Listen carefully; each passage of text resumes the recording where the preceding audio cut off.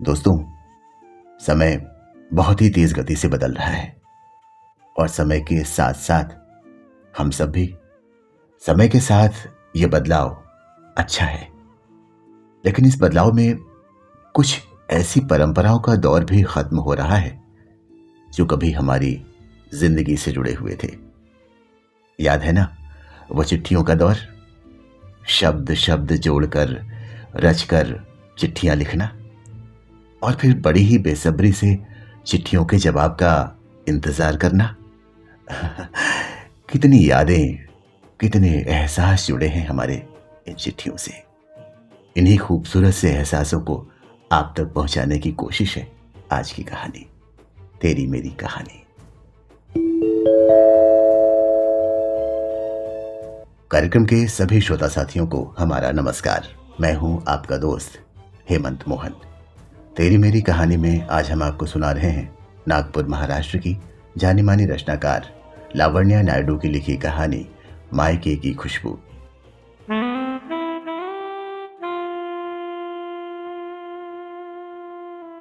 आज दोपहर को दरवाजे की घंटी बजी। घंटी बजाने वाले ने एक या दो नहीं, लगातार 6-7 बार घंटी बजा दी, जैसे घर पर रहने वाले दरवाजे पर ही कुर्सी डालकर बैठते हैं। मैंने दरवाजा खोला तो बारिश में भीगा हुआ पोस्टमैन बड़ी सी मुस्कान लिए खड़ा था। मुझे ताज्जुब हुआ ये देखकर कि दोपहर की मेरी मीठी नींद उड़ाकर उसे इतना आनंद क्यों आ रहा है। मेरे हाथ में उसने एक इनलाइन लेटर पकड़ाया। मैंने उस लेटर को हैरानी से इधर उधर घुमाकर देखा। पोस्टमैन बोला, मैडम जी, चिट्ठी आई है आपके नाम की। उसे लगा शायद मैंने कभी इनलाइन लेटर देखा नहीं। हाँ भैया, पता है, पर यह देख रही थी कि इस जमाने में ऐसे लेटर किसने भेजा है। शायद आपके घर से है। ये बोलते हुए वो इतना खुश था जैसे आज कई सालों बाद उसे ये बोलने का मौका मिला था कि घर से चिट्ठी आई है। वरना आजकल तो बैंक या किसी कार्यालय की चिट्ठी ही देने आता है डाकिया। पीछे नाम देखा तो मेरे पापा का नाम था। मुझे हैरानी हुई। पापा की चिट्ठी? वो तो रोज फोन पर बात करते हैं। हाँ भैया, मेरे पापा की चिट्ठी है। जैसे ये सुनने के लिए ही वो खड़ा था। भैया पानी पिएंगे? नहीं नहीं मैडम जी, आप अपने पापा की चिट्ठी पढ़ो, मैं तो चला।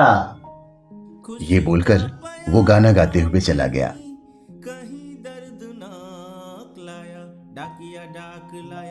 पोस्टमैन की आवाज दूर चली गई थी।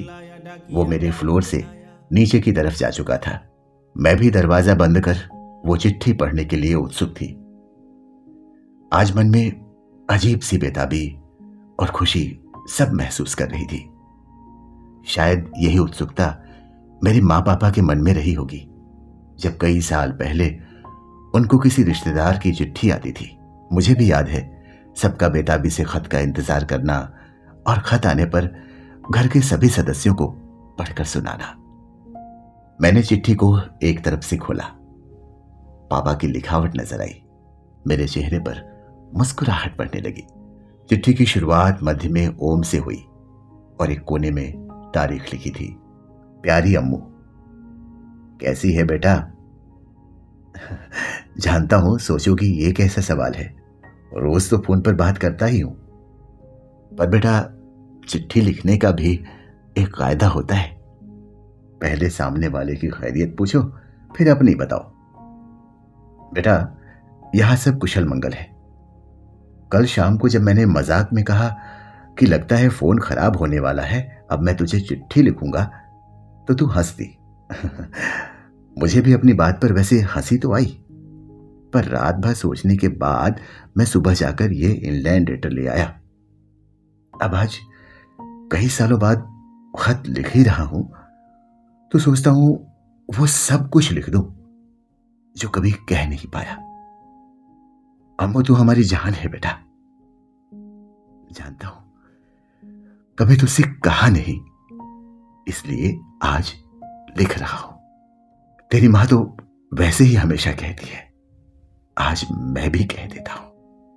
तू हमारी पहली संतान है बेटा। तूने हमें माता पिता होने का एहसास करवाया है, इसलिए तू हमारे लिए बेहद खास है बेटा, बेहद खास। वैसे मैं ये हमेशा कहता हूं, आज लिख भी रहा हूं कि बेटा कोई भी तकलीफ हो तो मुझे बताना। तेरा बाप अभी जिंदा है। जब भी कोई परेशानी हो ये चिट्ठी एक बार पढ़ लेना। तुझे हिम्मत मिलेगी कि तेरे पापा तेरे साथ हैं और हमेशा रहेंगे। मैं अपने आंसू रोक नहीं पा रही थी। आंखों में पानी की वजह से नजर धुंधली हो गई। मैंने दुपट्टे से अपने आंसू पोंछे और आगे बढ़ने लगी। एक बात और बेटा, तेरी मां आज तक तेरे जैसे करारे पकौड़े बनाना नहीं सीखी।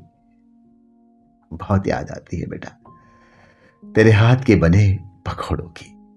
जल्दी आजा बेटा। मुझे पता है ये लिखते वक्त पापा के हाथ रुक गए होंगे और वो भावुक हो गए होंगे।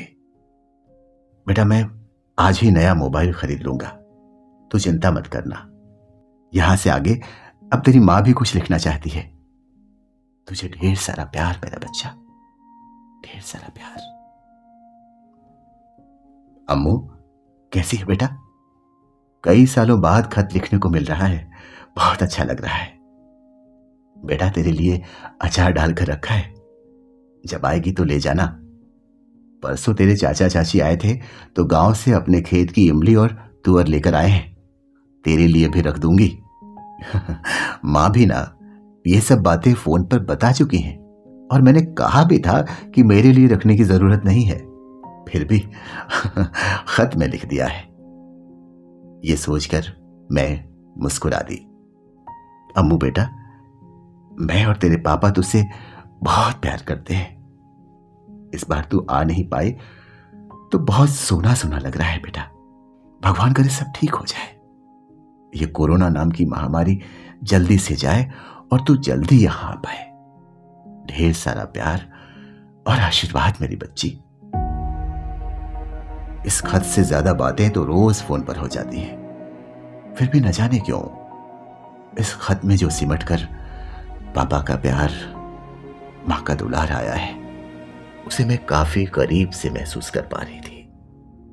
कुछ तो खास है इन खतों के एहसास में जो फोन और वीडियो कॉल में नहीं है। जैसे फोटो को एल्बम में पलट पलट कर देखने का मजा मोबाइल में स्वाइप करके देखने में कहा। मैंने वो खत संभाल कर अपने गहनों के बक्से में रख दिया। मेरे माँ पापा की अनमोल विरासत जिसमें उनकी खुशबू है। अब जब चाहूं उस चिट्ठी में अपने माँ पापा की खुशबू महसूस कर लूंगी। ऐसा लगेगा जैसे वो मेरे आसपास है। खुशी का बयान कहीं कहीं दर्दनाक लाया, डाकिया डाक लाया, डाक लाया, डाकिया मायके की डाक खुशबू। लाया, डाकिया आप सुन रहे थे लावण्या नायडू जी की पत्र शैली में लिखी ये कहानी। उम्मीद है कहानी आपको अच्छी लगी होगी। दोस्तों अगर कहानी ने आपकी भावनाओं को छुआ है तो अपनी भावनाओं को शब्द जरूर दीजिएगा, कमेंट्स जरूर कीजिएगा, हमें इंतजार रहेगा। तेरी मेरी कहानी के साथ एक और कहानी के साथ हमारी आपसे पुनः मुलाकात होगी। अपना और अपने अपनों का बहुत ख्याल रखिएगा। नमस्कार।